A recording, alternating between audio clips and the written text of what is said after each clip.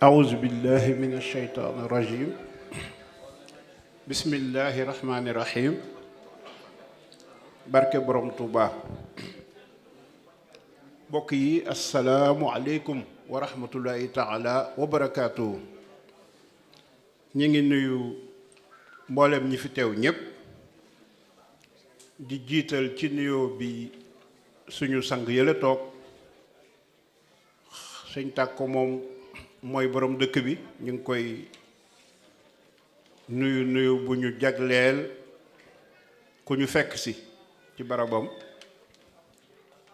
di yëkkati kon nuyoo bi jóge ci ñun jëm ci mboolem kuy nangu njébbal ni ma leen di wooye képp kuy nangu njébbal ku ne ci jataay bi ñu teg ko ci loxoom mu tegal ñu ko ci seen loxo ñiñ ci jot a ràññi rek mooy sëriñ Modou mii nga xam ni sët la ci Cheikh Mamadou Bachir moom sëriñ Touba ak it suñu mbokkum sëriñ moo xam ni ci maam Cheikh Ibrahima Fall la soxi ko di suñu wëllëre moom it yépp rek sëñ Tàkko mi ngi sa loxo nga joxal ñu leen ko di nuyu jëwriñ yépp ñi ne Sénégal ak ñi ne ci jataay bi yépp tàmbalee ko ci sëriñ Bamba Thiam mi nga xam ni moo jiite Muriti France yépp di teg nuyoo it ci loxo sëriñ Sidi Dieng mu tegal ñu ko ci loxo mbooleem ñi jiite Lyon gépp di ci beral nuyoo suñu doom di sëriñ Xaadim Seck nga xam ni léegi rek bi ñu may nuyoo la ñi ngi wax naan nekkoon naa secrétaire général daayira des étudiants mourides ci début année 80 waaye maag wéy juróom bu góor sëriñ Assane Bamba Seck ñoo fa bokkoon nekk di ko sargal di ko nuyu di ko jaajëfal ci pas-pasam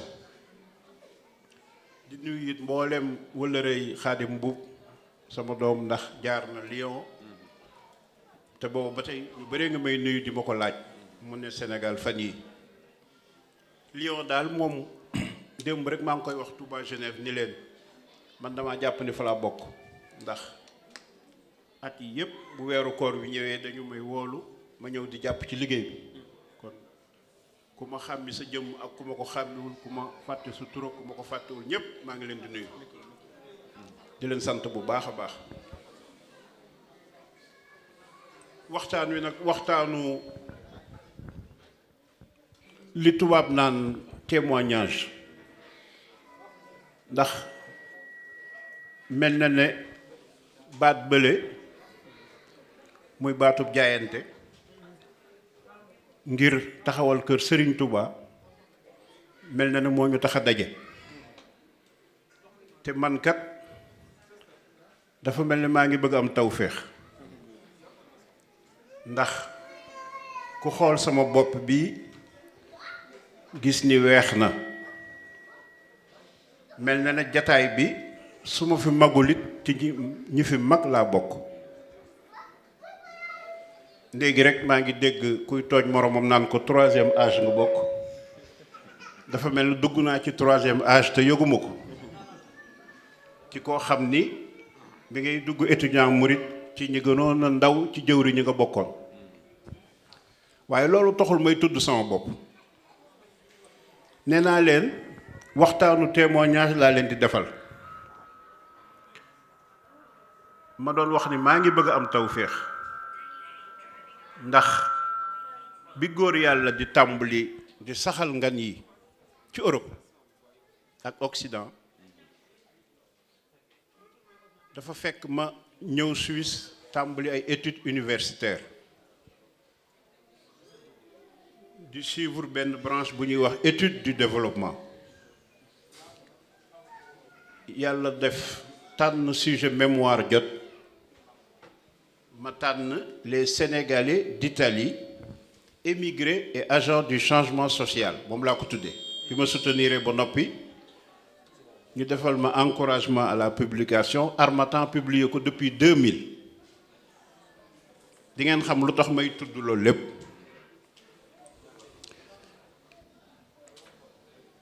ma dem kon biir Italie jaxasoog sama bokki taalibe di def ay interview ak i enquête ci seen toogin naka ma dox tuuti rek gis taxawaay yoonu murit waaye ma tombe ci début année 90 91 92 ma tombe ci soppiku goo xam ni mi ngi am ci li ma tudde modèle migratoire bu Sénégalais yi ci Italie ndax xam ngeen ni askan wu ne danañu am nu ñuy gisee àddina yaakaar naa ko xool lii xew tey Ukraine di nga gis ni gëm-gëm ak gisiinu àddina fi mu mën a yóbbu nit ñiy def science sociale tudde ko des paradigmes askanu migratoire woo gis am na benn paradigme bu seen doxin ak seen toggin di tënku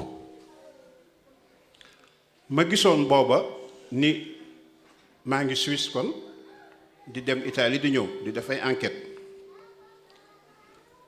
ma gis ni paradigme migratoire bi Sénégalais yi tooge Italie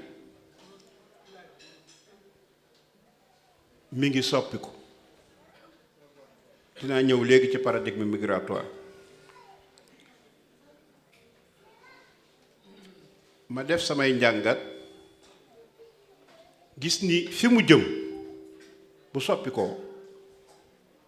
yoonu murit am na ci rôle bu rëy bu mu ci war a jouer ma bind ci téere bi depuis 1992 la communauté traverse une phase de mutation et de repositionnement dont les signes commencent à peine à prendre forme. Cette mutation est essentiellement caractérisée par une sorte de glissement vers l'acceptation d'une sédentarisation. Cela se traduit par une redéfinition des stratégies, laquelle se concrétise à travers de nouvelles tendances, de nouveaux comportements. ma ni nag ngir xool loolu fu mu jëm ci biir liggéey bi ma wut benn chapitre tudde ko nouveau rôle et nouvelle fonction du mouridisme. yàlla baaxe ma su ma dee dem Italie maanaam ni ma ko mën a misaale daal ba bi Cheikh Mourtada di làqu musuma wute genn nganam ci Italie daanaka dama daa profité ci ngan gi sax di xam jëwriñ yi may war a def ay enquête ma daal di bind li may wax nag maa ngi ko yéene xale yi juddoo fii di ay ndaw jàng tubaab te ma dégg ci kenn ci ñoom mu def appel bu am solo muy soxna defe naa soxna Xadi lañ wax ni moom la tudd ki def appel bi ci français te sant Saara ñoom laa bëgg ñu xam li ñu bokk lu mu doon ak arrière plan historique gu li ñu bokk ak li indi kër Sëñ Tuubaa su ñu ko xamee rek danañu gën a fonk góor yàlla te danañ ko ñaanal bu baax a baax. kon ma gis ni kon yoonu murit dana ci jouer rôle li may wax ni maa ngi ko bind lu mu gën jaa teel 1995 gën jaa teel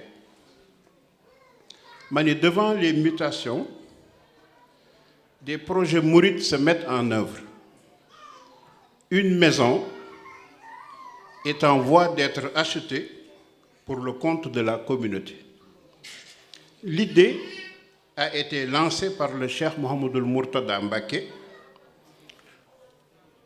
Pour donner l'exemple, le cheikh a versé une somme de 510 000 lira à titre de contribution personnelle. Les responsables y ont vu un acte symbolique et ont décidé de fixer le montant des cotisations individuelles à 510 000 livres. ma wax ni soppiku gii di am ci tooginu sénégalais yi ci Italie mi ngi tàmbali di dox ba am na ay gisiin yu judd ci yoonu murit yoo xam ni mi ngi màndargawoo ci kër gu ñu jënd. ma wax ni kër gi nag ki digle ñu jënd ko mooy Cheikh Mamadou Mourtada.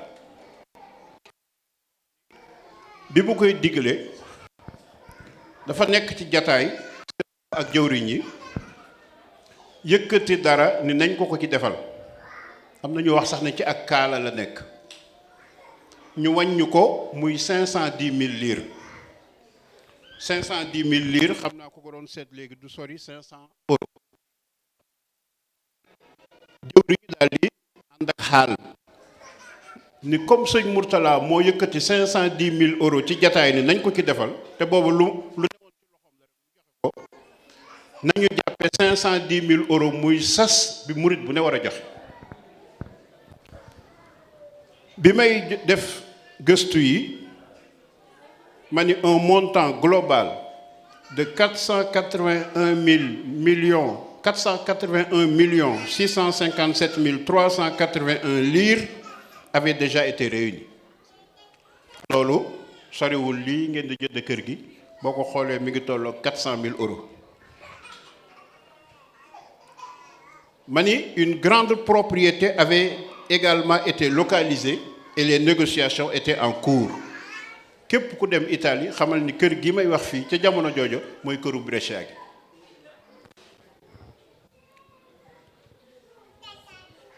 ma ni la réaction de la confrérie fii nag lay waxanteeg xale yi. la réaction de la confrérie pour préserver son rôle de rempart contre l'aliénation des valeurs culturelles pourrait donc désormais passer par l'émergence de maisons culturelles dont la gestion et l'entretien rendront nécessaire la mise sur pied de nouvelles structures ad hoc.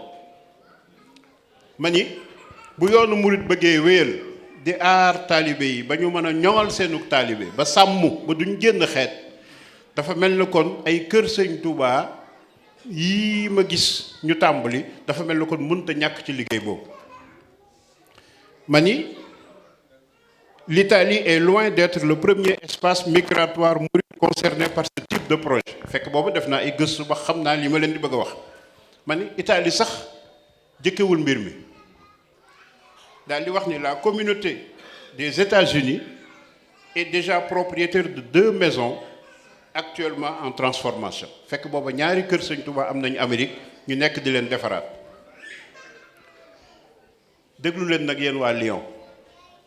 Le collectif des Mourides de France vient d'acquérir une villa au prix de 800 000 francs à Aulnay-sous-Bois. fekk booba collectif des Mourides de France jënd nañ kër gi ci Aulnay-sous-Bois. mbokk yi ci indi révolution paradigmatique bi jur lii mooy Cheikh Mamadou Mourtada. bi muy def révolution bi dafa fekk ñuy am nu ñuy immigré ñun sénégalais yi bu ñuy immigré dañuy wut fuñ ni copp gàttal suñuy mébét néewal suñu bëgg-bëgg lu ñu for daw yóbbu. diggante bi may def gëstu yi am na murit yoo xam ne bu ñu masaa dégg ku wax regroupement familial dañuy jàpp ne dafa dof. indi sa soxna ñun la déedéet loolu kenn du ko def. déggu leen baax xale yi ba ngeen xam fi seen bàyyi jaar ak fi yëfi jaar ba egsi ci yéen. regroupement familial dañ ko aaye loon dafa mel na lu ñu xaraamal. loo gën a yàgg loo gën a ñàkk a yàgg Europe rek moo gën ci yow. boo demee région de Louga bu ñu la nee nu ñuy waxee immigration ci wolof bu la neexee nga ni maa ngi été ji. maa ngi été ji lañ daan wax. maa ngi été ji mooy bu ma ñëwee été bi rek laa fiy def bu tàmbalee di sedd hiver bi jub rek ma daw dellu lu ma for yóbbu. modèle migratoire boobu boroom xam-xam yi dañuy wax, dañ ko tuddee la migration de cueillette. Cueillette mooy raasaasu. sama mbokki kaw kaw yi ne ci jataay bi dañ ko xam bu baax, mooy nga dem ci àll bi di wat meññit di raasaatu, su ko defee doo fa yàgg, loo foo rek daw dellu si. boo demee ci Cheikh Anta Diop ci mbindam danay wax ni askanu wolof li ñuy wax nawetaan dafa bokk ci seen aada, ba nga xam ni boo duggee ci soxna di labat dañuy wax ni diw la daa nawet ci Saalum bu ñëwee eggale, bu dee njàmbur nga dëkk. Cheikh Anta Diop ni dafa mel ni une période transitoire dans la vie de l'individu nga xam ni mënta ñàkk. bala ngaa doon góor gu mat da ngay xëy bis laxasaay dem nawati fenn, boo delsee nag samp kër. mentalité boobu lañ doon immigré. Sëriñ Mourtala ñëw ni dama bëgg ngeen xam ni bu ngeen fi nekkee ay at te jóge fi, ku ñëw seen kanam te gisu fi ay jeexital day mel na ay jullit mësuñu fi aw. moo xam dama bëgg ngeen wut ay barab bu ngeen di ñoŋale seen diine, ginnaaw bi ngeen yeesalee seen pas-pas ci kër yi ngeen bokk. kenn ku nekk kër nga bokk na nga ko fonk. bu ngeen noppee ngeen booloo wut ay daayira te jàppale ki fi nekkal sëñ Touba, te fexe nag ba fii ngeen nekk ci dëkk bi ngeen wut fi fu ngeen diju, ngeen wut fu ngeen toog ngir ñoŋal seen njaboot. lii moo indi changement de paradigme. wallahi al azim bi sëñ Mourtala di jëkk digle kër sëñ Touba fii ci Paris, am na ñu doon doxe seen xel ñoo xam ne dañoo wax ni sëñ bi daa baax rek, waaye nun fii kër l'islam du fi yomb, ndax France lii ndax France laa. te sax nag lu ñu nar a jënd kër sëñ Touba dana seeraay boo xam ne yóbbu ko sax nag Sénégal moo gën ci ñun. ñi am na ñu doon xalaati nii. ndeke boobu sëñ bi li muy wax yàlla moo ko won. am na taalibeem bu ñuy wax sëñ Mourtala Amar, nee na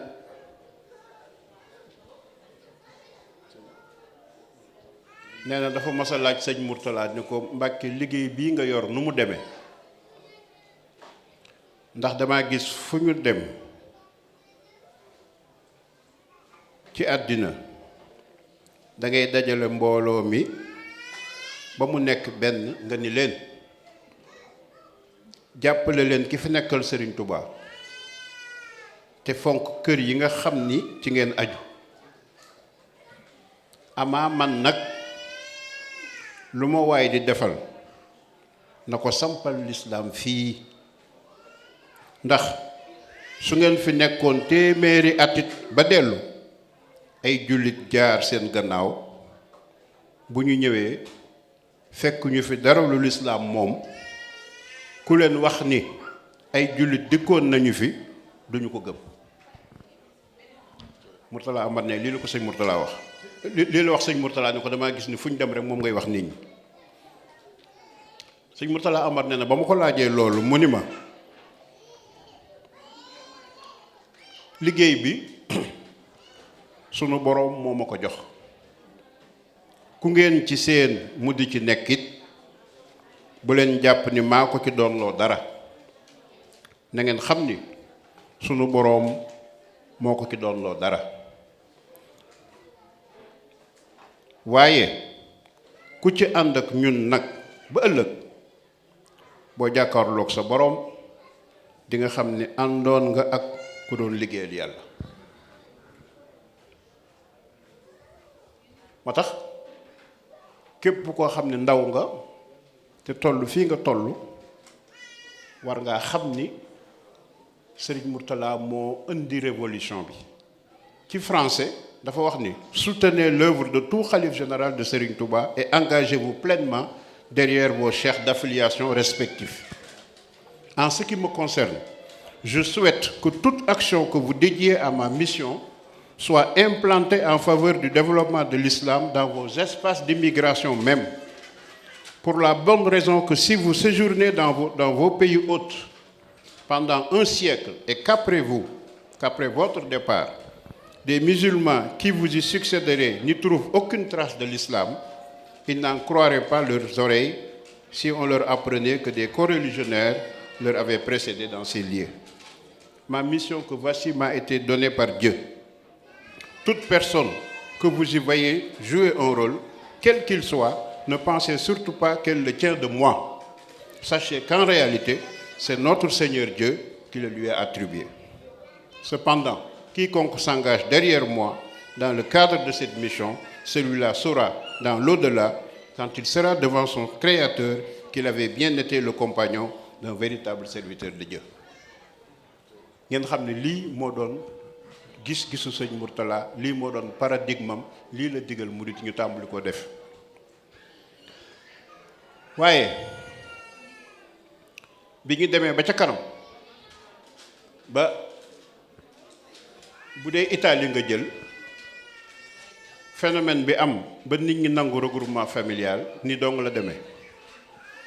dañoo def régularisation, nit ñi am kayit yéeg ci nord bi tàmbali di liggéey am ay salaire, seeni kayit may leen ñu indi seen njaboot, ñu tàmbali di soppi seen gis-gis. boo indee soxna si yàlla def moom ay tuut tànk, problème mu yar taxaw. fan laay jàngale alxuraan sama doom ji, nan laay def ba duma ko bàyyeeg naar yi, yooyu yëpp daal di tàmbali di judd. ñu dem ba gisal suñu bopp, te li ma leen di wax lépp nag dund naa ko, ndax chercheur la waaye immigré la Suisse. lu ma ci moodu wax rek maa ngi koy dund. bi ñu demee ba suñu njaboot ñëw nag ñu ne sëñ Mourtala li mu doon wax xanaa yàlla da ko wonoon, ndax moom kat mel na ne mënatul a ñàkk. foofu ngeen toll yéen ñi toll ci 20 fukki at, ci waxtu woowu ngeen ñëw gis ni kër sëñ Touba mënatul a ñàkk. kon nañu fàttali ko ay ndigalam bu baax. ndigal yi nag soo ko dee faram fàccee mooy junj naa ko léegi, waaye ma tënkaat ko ci juróomi tomb rek. kenn ku nekk ci ñun am na kër goo jébbul. kër googee sëñ Mourtala nee na ko fonk bu baax ba bokk ca jàmbaar ya. ngeen taxawal ay daayira yu mag, waaye daayira yu mag yi ngeen féetale leen ki fi nekkal sëñ Touba. mu tegoon na ko sax ni daayira yi ngeen fexe ba déclaré leen ba ñu am ay këyit,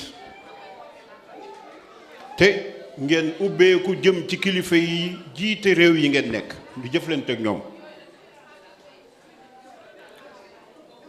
te ngeen fexe ba am ay barab yoo xam ne day taxawaayu centre culturel, taxawaayu daara bu ñuy jàngale alxuraan, taxawaayu barab bu ñuy jaamoo yàlla.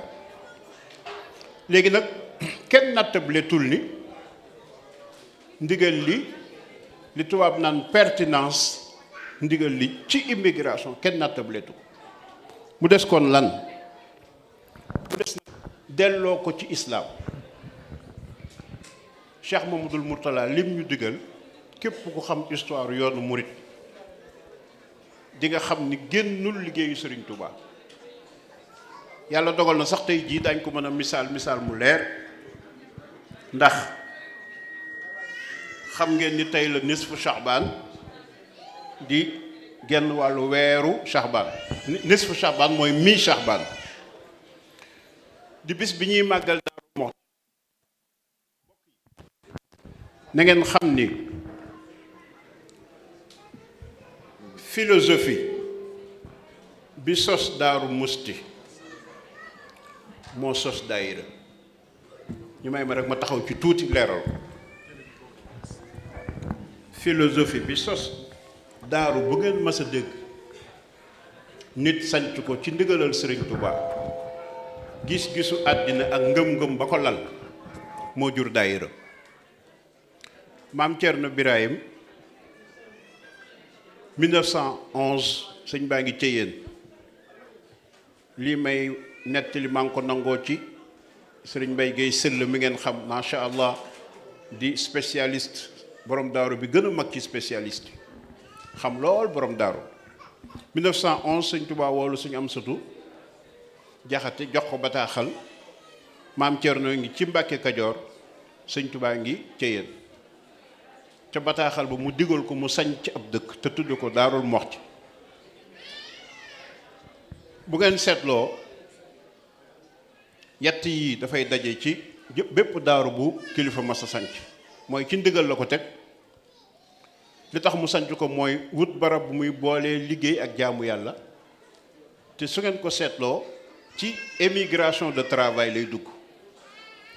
bi sëñ bi ñibbisee Njaaréem 1912 ba ni mu wàccee làqoo suñuy bët 1927 dafa am lu spécialiste yi tudde un grand mouvement de la conquête des terres neuves nga xam ni kilifay yoon wi kenn ku ñu da ngaa jóg sëriñ bi joxoñ la barab nga ànd ak ay takk der ngeen songu barab ba di sañ ci ay daaru di fa boole liggéey ak jaamu yàlla.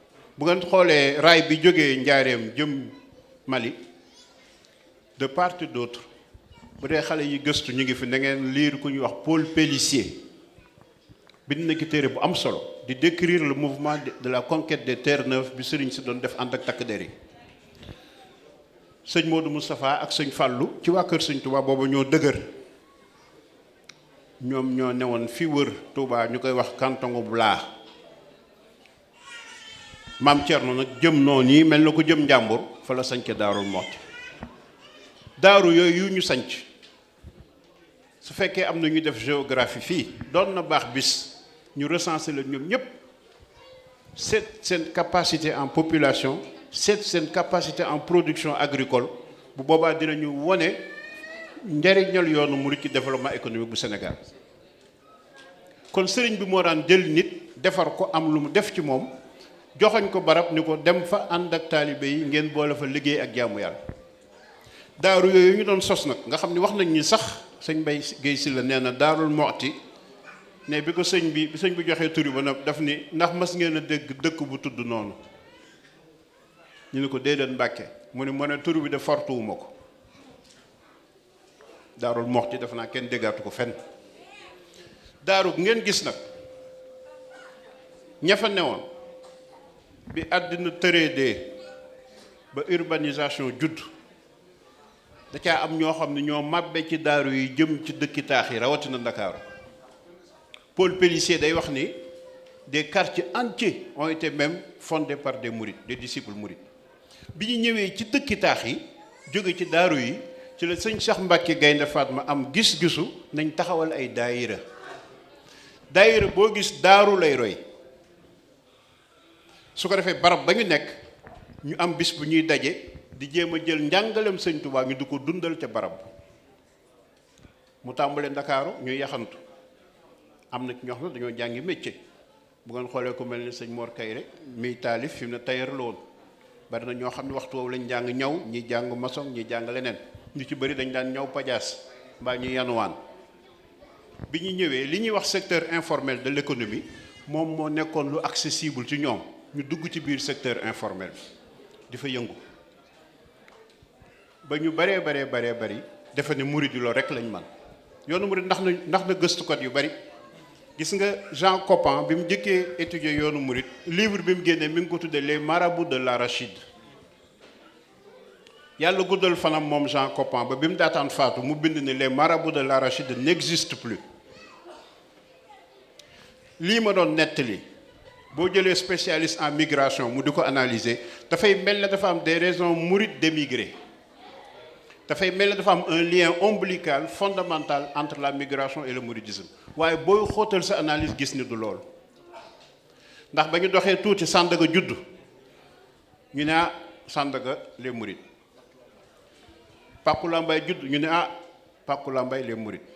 bu waxtu wi yaatu woon dinaa leen génneel ay citation ay gëstukat yoo xam ni bi yoonu murid doxee ba dugg université muy ñun ñi bañ fa nekkee ñu ne l'intelligentsia mouride judd na. bi ñu demee ba Alaaji Jiili Mbay ak Njóoge Kebe ñoo ngi dugg ñu ne les mourides de l'industrie dugg nañ.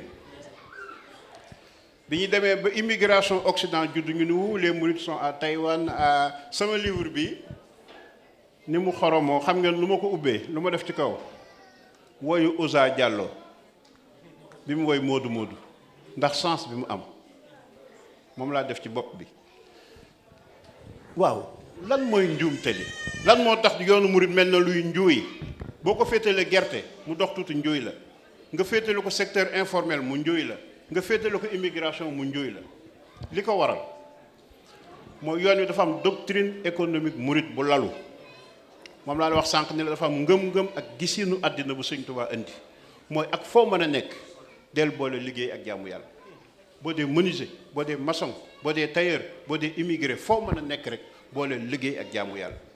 mu def ko nag ci ay taalibeem ba mu meññitu ci ñoom ba fu ñu dem rek feeñ. bu ngi demee Sandaga feeñ, bu ngi demee immigration feeñ, bu ngi demee fenn feeñ. moo tax foo leen tënk rek isil muridu laa yuridu abada siwa rida rahmani haysu qasada. murit ngërëmal yàlla rek lay wut. ngërëmal yàlla loolu nag mi ngi koy wute ci kasbul xalaal, sàkku lu lew. kasbul xalaal moom la seeni bàyyi wut si woon fii ci Europe. àddina tëree di dab leen. wolof dani jaam xamul demam sàkkaa dikkam. muy wax ju xóot. jaam xamul demam sàkkaa dikkam mooy date bi ngay dem sax xamoo ko. dem nga ci gaar bi réservé nga, am nga billet, am nga date, am nga heure train, waaye dangaa jort rek waaye xamoo ko. ndax bu neexee suñu borom lépp dañ.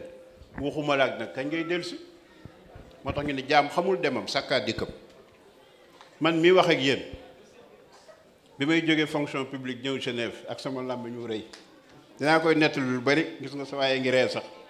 maa ngi naan non man 4 ans rek laa fi def, non damay def formation kii rek après dem boo xamante ji école normale supérieure di waj-waji rek. waaye la la fay téye doo ko xam. moo tax bi am Mouhamadul Mourtada mi yàlla di woon bi mu ñëwee mu gis ni dañuy wax rek waaye xamuñu kañ lañ fi jóge. gannaaw nag xamu leen kañ ngeen fi jóge te da ngeen njaboot. nit du tay la njabootam, nit day faggul njabootam. li moo tax mu digle li mu digle. waaye li gën a yéeme xam nga wax naa la ni la am na borom xel yu doon wax ca jamono jóge naan sëñ bi da daa baax rek.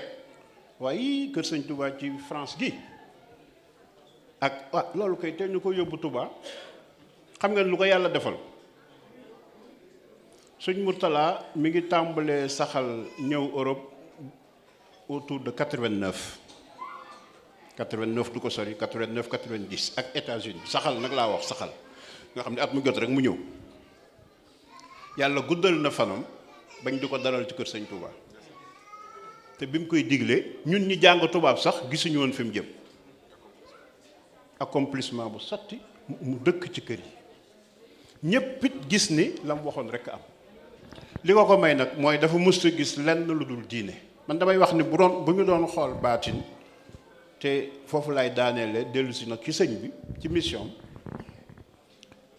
damay wax ni war nañoo sant yàlla bu baax a baax ba ñu yàlla booleeg Cheikhul Khadim. ndax ci projet am lañu dugg ñun ñi ci projet sëñ Touba lañu dugg. yaa waasi'an wasa'ta lii bi Mourtada. nga toog fi barab ñu ne sëñ Mourtala moo la digaloon lii ngay def kay yaa ngi ci biir projet sëñ Touba. te xoola ba mu koy bind Cheikhul Khadim la kenn xamul lu mu doon.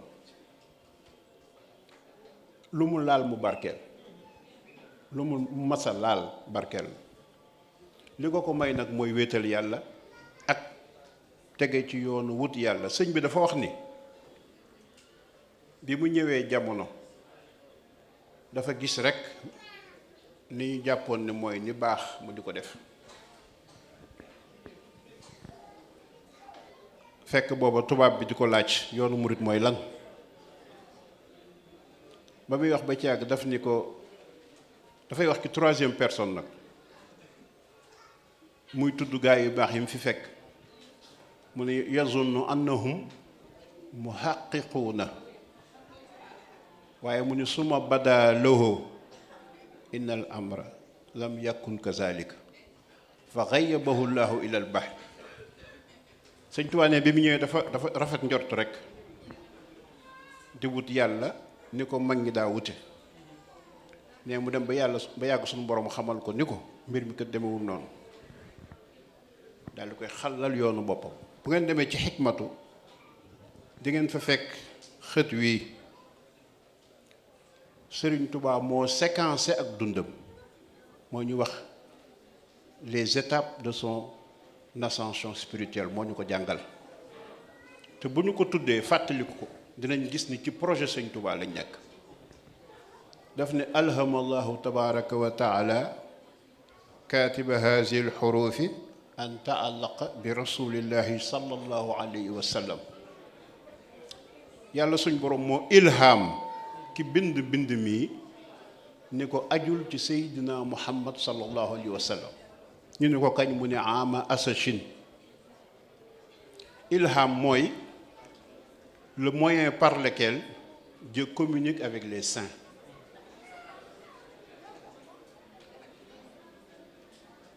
bu la dee inspiré moom yàlla bu la dee teg ci yoon am na nu muy jëflanteeg yow. bu dee yonent nag mooy nubuwa moom ñëpp xam nañ ko.